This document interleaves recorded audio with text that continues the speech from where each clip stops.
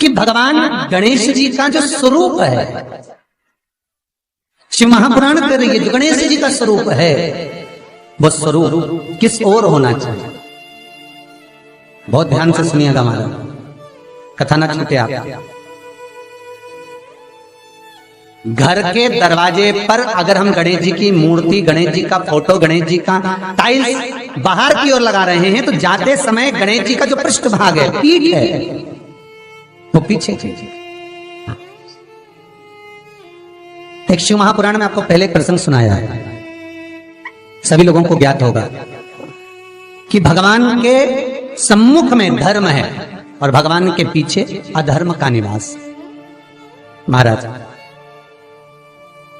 ये दुनिया के लोग जो भगवान की परिक्रमा करते हैं ना, जितने भी लोग भगवान का परिक्रमा करने जाते हैं, मंदिर जाते हैं, परिक्रमा करते हैं, ये लोग मंदिर में जाकर जब पीछे प्रणाम करते हैं तो कभी मौका मिले तो एक बार इनसे पूछना जरूर कि भैया आपने कोई शास्त्र, आपने कोई पुराण कभी पढ़ा है, आपने शास्त्र पुराण का स्मरण किया है?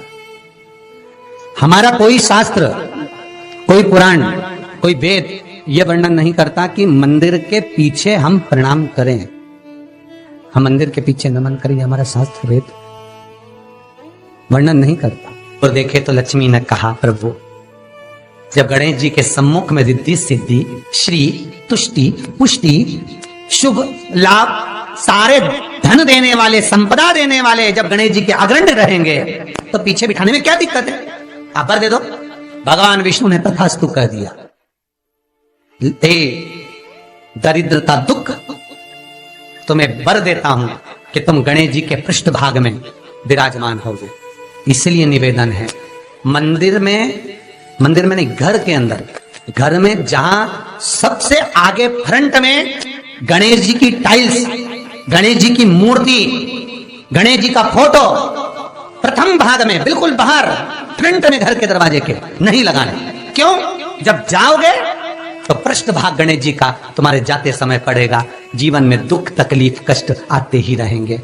जीवन में कभी भी आप करोगे बहुत कुछ, फैक्ट्रियां भी खोल सकते हो, दुकान भी खोल सकते हो, कार्य भी बड़ा कर सकते हो, पर सफलता नहीं मिल सकती, सफलता नहीं।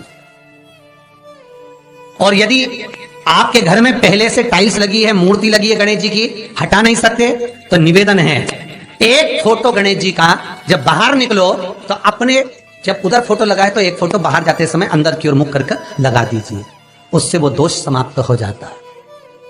महाराज, वो दोष समाप्त। गणेश जी अगर लेकर आ रहे हैं तो बैठी हुई मूर्ति लेकर आए, और गणेश जी लाए मना नहीं है। गणेश जी जब लेकर आए तो घर में बिठाने के लिए ला रहे हैं तो राइट सूंड का गणेश लेकर आए, सीधी हाथ का। आपका सीधा हाथ देख लेना, उसी के हिसाब से गणेश जी को अपनी ओर रखकर, या गणेश जी का सीधा हस्त कमल देख लेना। आपका तो उल्टा मान्य होगा जब आप देखेंगे तो गणेश जी का जो सीधा हस्त कमल हो, उस साइड अगर गणेश जी की सूंड है तो वो सूंड का गणेश घर के अंदर विराजमान हो। उल्टी सूंड का गणेश, लेफ्ट सूंड का गणेश, ये गणेश व्यापार, व्यवसाय, फैक्ट्री, दुकान, बिजनेस, ऑफिस जगह पर विराजमान हो। बहुत ध्यान देना, उल्टी सूंड के गणेश बहुत कम बनते हैं। क्यों कम बनते हैं? इसका शास्त्रीय प्रमाण है। कभी किसी मूर्तिकार के पास जाना और मूर्तिकार के पास जाकर पूछना, भैया तुम उल्टी सूंड का गणेश क्यों नहीं बनाते? जितने भी बनते सीधी सूंड के बनते।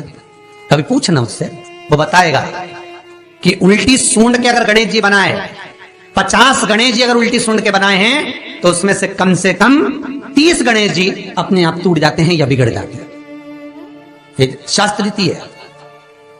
उल्टी सूंड का गणेश बहुत कम पक पाता है या मिट्टी का बन पाता। और यदि आपने अपने हाथों से भी उल्टी सूंड का गणेश मिट्टी का बनाया तो 10 दिन पूजन करोगे, 10 दिन के अंदर वो मूर्ति, वो सूंड, वो गणेश जी चटक जाएगा। उल्टी सूंड का गणेश टिकता ही नहीं है, वो बीच में से खंडित हो ही जाए।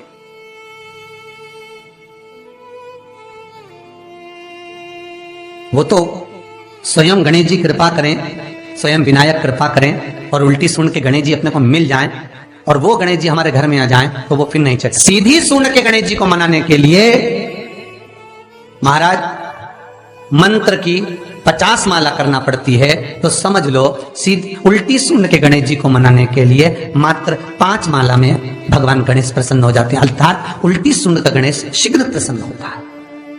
महाराज ब्रजमंडल में जब कभी जाओ, मथुरा के पास में वृंदावन से आगे लोहवन पड़ता है।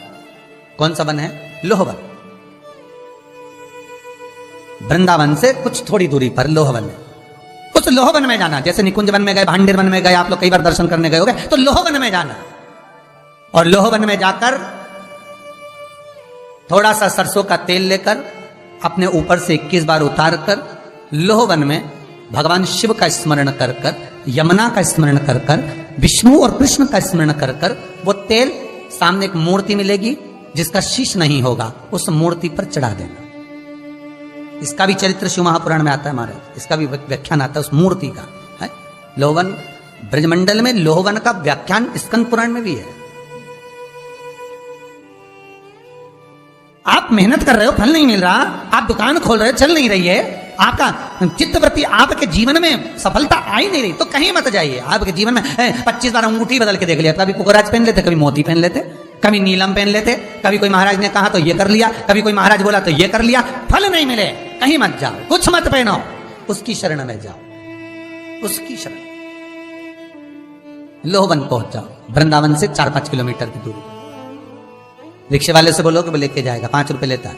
लोहवन जाए, वहां विनय करो, 10-15 मिनट बैठ लो, भजन करो, यमुना जी का स्तमन करो, शिव का नाम जाप करो, शंकर का भजन करो, और वह सरसों का तेल 21 बार स्वयं उतारो, स्वयं चढ़ा दो, आओ वापिस। उसके बाद तुम किसी कार्य को करोगे तो सफलता जल्दी मिलेगी, काम अटकेंगे नहीं, काम सफल। यमुना के घाट पर शिव आराधना का फल भी 1000 लाखों गुना है, लाखों गुना। बहुत ध्यान देना, स्वप्न 2 तरह का होता है। एक स्वप्न में अगर आप बहुत खिलखिलाकर हंस रहे हो तो समझ लेना दूसरे दिन तुम्हें कुछ ना कुछ ऐसी खबर मिलेगी कि आंख में आंसू आएंगे। स्वप्न में आप अपने आप को अगर हंसता हुआ देख रहे हो, किसी को खिलखिलाता हंसता हुआ देख रहे हो, तो दूसरे दिन कुछ रोने की खबर मिलेगी, कोई दुख होगा, कष्ट होगा, तकलीफ होगा।